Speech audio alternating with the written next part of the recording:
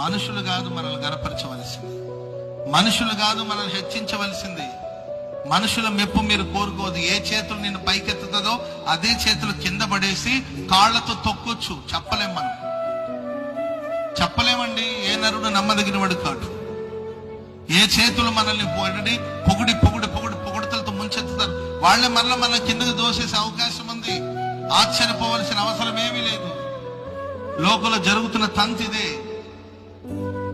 మనల్ని ప్రేమించిన మనుషులు మనల్ని ద్వేషించవచ్చు, మనల్ని అభిమానించిన మనుషులు అవమానపరచవచ్చు, మనల్ని గురించి మంచి మాట చెప్పిన మనుషులు పక్కకెళ్ళి చెడ్డ మాటలు మాట్లాడచ్చు. ఆశ్చర్యపోవలసిన అవసరం ఏమి లేదు. ఎందుకంటే ఇది మానవుని విధానం ఇలాగే ఉంటది, మానవుని నైజం ఇలాగే ఉంటది.